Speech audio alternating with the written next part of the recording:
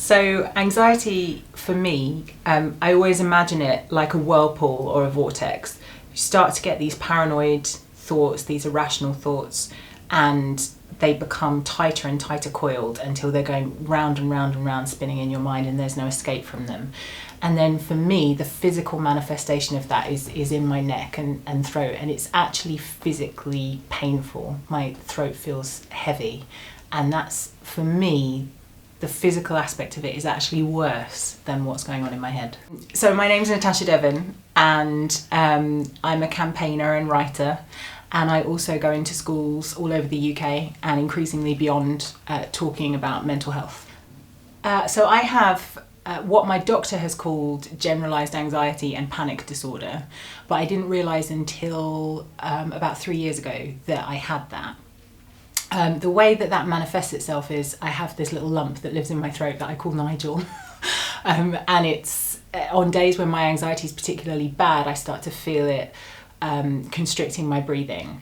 And when you can't breathe, that's obviously quite a scary experience. So a therapist that I was working with advised me that a way to make my mental illness less scary was to anthropomorphize the lump. So I started to think about the qualities that it has, and I was thinking, well, you know, it's irrational, always arrives in this kind of tidal wave of really paranoid thoughts. I thought, well, it constantly demands alcohol, but you shouldn't give it alcohol because that makes it worse. And just when you think you've got rid of it, it pops up again. Who does this remind me of? Nigel Farage. So I started to call it Nigel. And it does actually make it less scary. If you think of it as like this kind of little tweedy guy who's going, oh, the immigrants are coming to get you, as opposed to this thing that's stopping you from breathing, then that was a technique that worked for me. But I have just, I naturally assumed that everybody had one. I didn't realise that was unusual. I've been aware of it since I was about 10, but it was only when I started to get panic attacks, proper panic attacks, that my doctor told me that I had anxiety. I do have a history of, I had eating disorders all throughout my teens and early 20s. And looking back, I think that they were probably a coping mechanism for anxiety. And it would have been really useful if I'd have known that at the time. So why do you think that you personally had anxiety? Do you think it's something that's a genetic thing? I think it's something as a result of the society and the culture that you live in. I think it's a combination of a lot of factors that have come together to create a perfect storm in my particular case. My mum tells me that I was always I wasn't an anxious child, in that I embraced experiences. I wasn't scared of things, but I did overanalyze things, and I would think that I'd done something wrong when I hadn't. I'd think that things were my fault when they weren't. So I guess it's part of my nature in some respects. But then when I first started to notice it, there were a couple of things that had happened in my life. My cousin, who I was very close to, died of cancer, and she was only 9. And my brother was born 4 months premature, which even now is unusual. But back then, everybody thought he was going to die. But he didn't. He's alive and well. But I think those two things had quite a profound impact on me.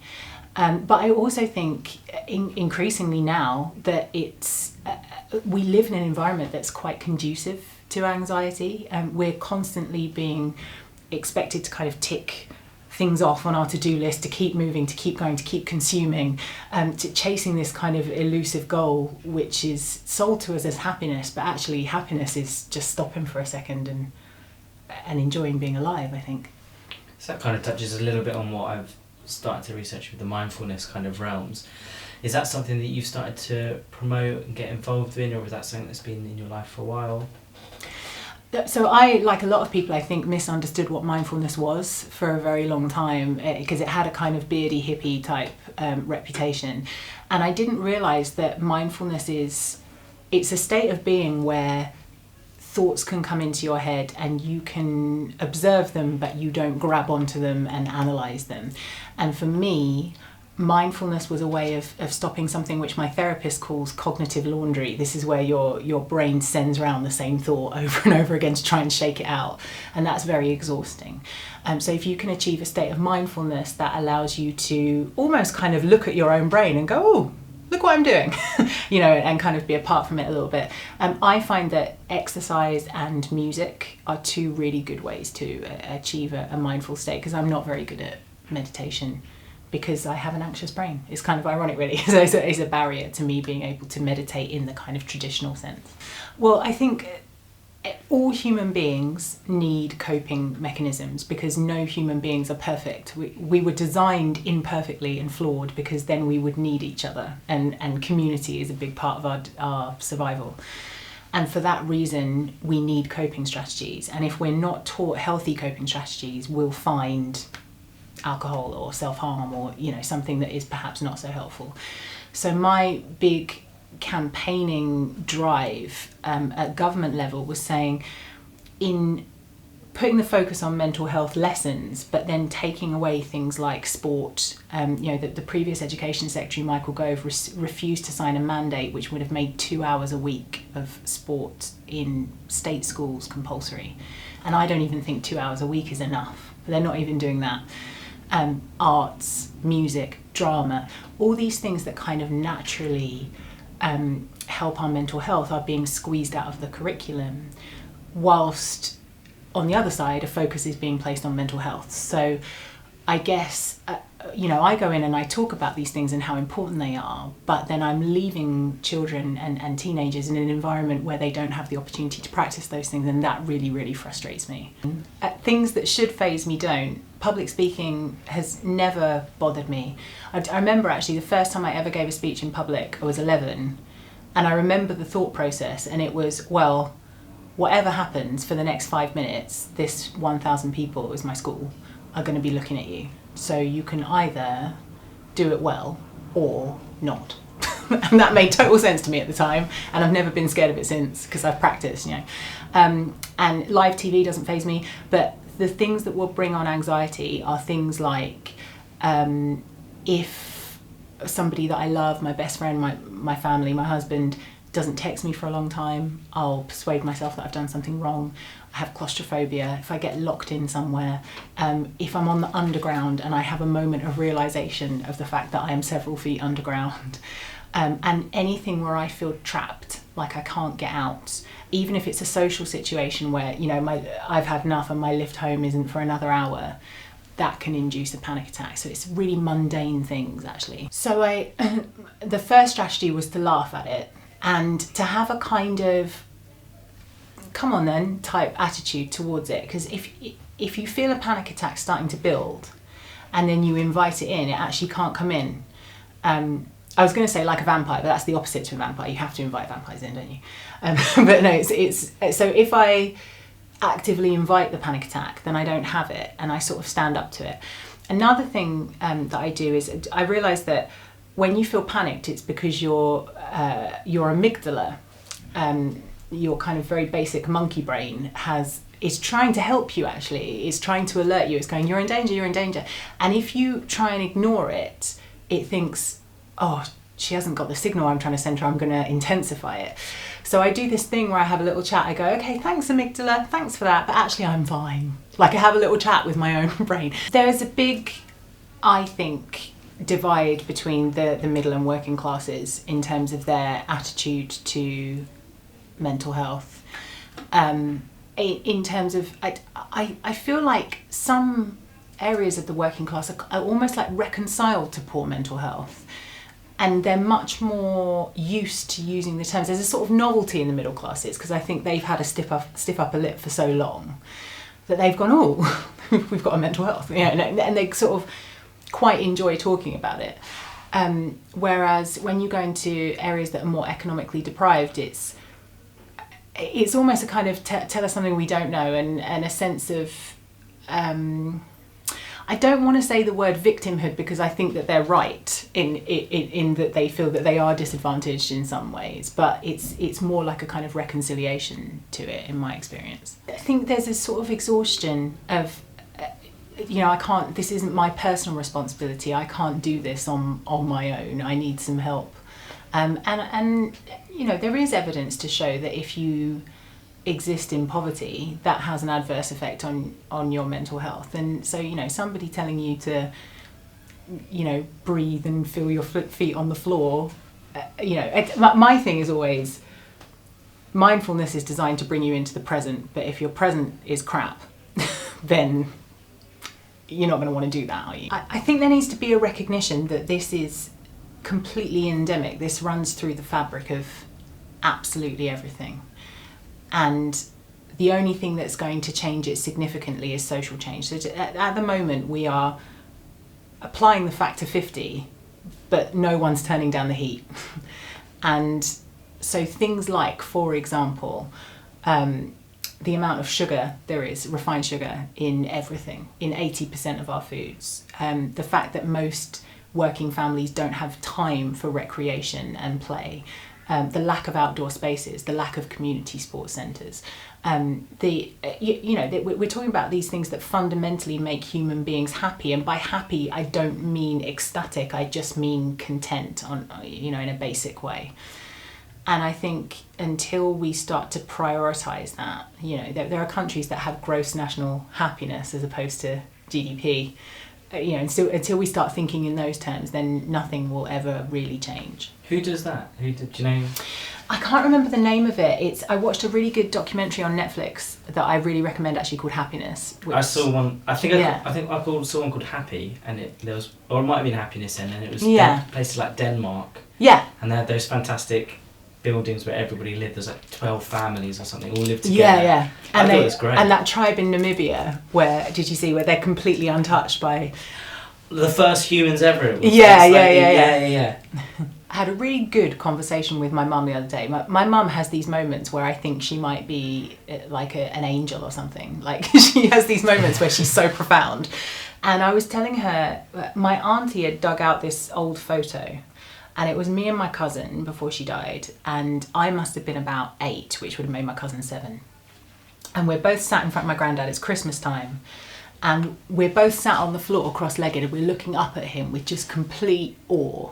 And he is opening a gift. And I remember it was the first present I ever wrapped myself. And I'd taken such care to get it really neat and everything perfect. And I think that my mum had kind of said to my granddad, she wrapped that herself. And he was making a big fuss going, oh, look at this, look how beautifully it's wrapped. And we were both sat there watching him open it. And I said to my mum, do you know what? I cannot for the life of me remember what it was. I remember wrapping it, I don't remember what it was. And my mum said, well, that's because it didn't matter what it was. What mattered was the time and attention you put into it, and then his reaction in that moment that you shared. And I thought that's a metaphor for everything. In being able to recognise what's happening in your body and in your mind, what that allows you to do is to catch your feelings early and prevent them from growing into something which is going to have a much more detrimental impact. And that's true of lots of things. So, mental illness, if you catch it early, it's much more treatable. And in terms of, educating children really young about their minds, about their mental health, that can prevent them from kind of some of the obstacles that they'll face later on in their life. So early intervention, whether that's an intervention kind of happening in your own body or whether that's an intervention outside, is a really important thing. And there's something else as well that I think is important, is that we talk about mental health as though it's entirely separate from physical health, but our mind and our bodies don't exist in silos. They are constantly in communication with each other. Your mind is a part of your body, actually. So things like, for example, I read somewhere that 8 out of 10 stomach aches that primary age children are going to their school nurse with are anxiety, not sickness. So your body will try and tell you things as well, and it's just really being in tune with that and working out what that means for you, and recognizing that you're unique, and what that symptom for you might mean something completely different to the next person. But that's something that should be completely holistic, and I feel like we're robbed of it. Almost instantly we're born, our heads are separated from our bodies.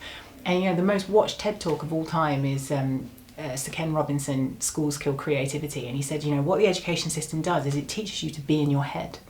And when you talk to university lecturers, it's like their body is just waste. It's just this vessel for their head to exist in. But he said, you think with your body as well. I've been to schools where they're all training to be dancers, and you ask them a question and they're like,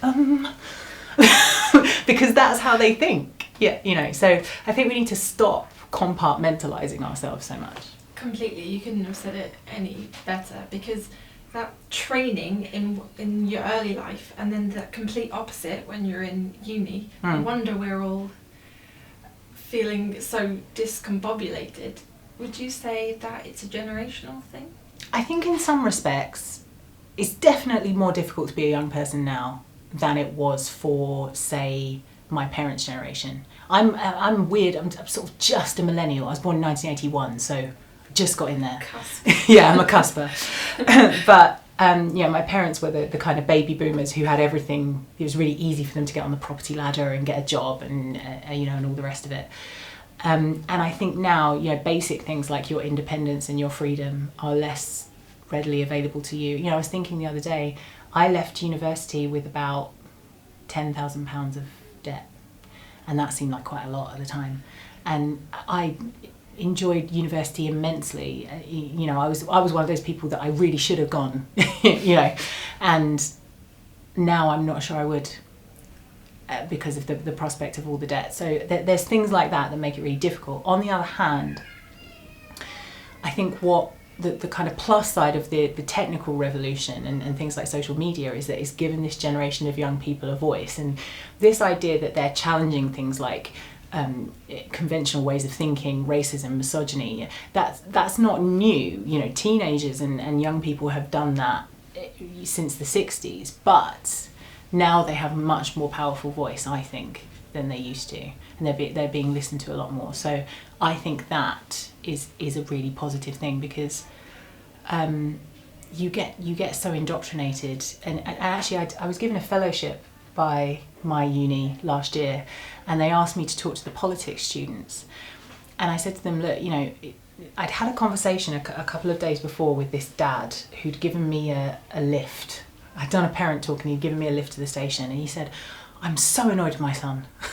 He said he really likes Jeremy Corbyn. I was like, okay. And he said, he's so naive, he said, I can't relate to him anyway because I've always voted Conservative, but he doesn't understand what it's like to have a family and a house and a car and pay taxes and to care about your health, and I was just looking at him going, so what you're saying is your son is exclusively concerned with fairness and you are concerned with how much tax you have to pay and how much this costs and that. So actually, who's right in that situation? And I was saying to these students, like, remember how you feel now, because things do start to weigh down on you like that. The inevitability of death starts to weigh down on you, as you get older and older, and that starts to cloud those considerations. But I think when you're a teenager, you just want everything to be fair for everyone, and so it's right that we should be listening to them. If you could talk maybe a little bit about other ways it affects people, not just on a personal level. Yes. Yeah. So anxiety is going into flight, fight or freeze mode, essentially. So what you'll find is when you start to feel anxious, probably one of those emotions will appear. So you might find, for example, that your mind goes completely blank and you completely freeze, you can't move, you can't think clearly, and you're in freeze mode. You may find that you just want to get away. You just want to, you have to run, and that's flight. Or you might find yourself getting aggressive. And what's really interesting is you look at the statistics. Little girls are far more likely to be labelled with an emotional disorder. Little boys a behavioural disorder. But if a boy is throwing chairs or behaving in a disruptive way, it's probably because he feels anxious and he's just gone into fight mode. So it looks different on different people. And it's important to say that anxiety is a really useful emotion. It's what has allowed us to survive, because it's what allows us to detect danger. The problem is that modern life has become so contrary to our basic human nature and so fraught with potential danger and just constantly your brain going, this isn't right, that it can leave you in a perpetual state of anxiety. And that's when you're in flight or fight mode, you become this brilliant, sort of strong, fast or stealthy organ. But everything else shuts down because your body goes, it's not necessary right now. So things like your immune system, for example, if you're in flight or fight mode over a long period of time, your hair will start to fall out. You know, you'll break a nail and it won't grow back, or you'll cut yourself and it won't heal, because your body's going, well, your immune system's not necessary right now because you're trying to engage with this danger. So I think, I learned this, that from working in schools, that we have this stereotype of a shy person, and it's somebody who's probably sat with their head down at the back being very quiet, but actually shyness quite often manifests as rudeness. And it's just the same with anxiety. It's not necessarily the quietest person.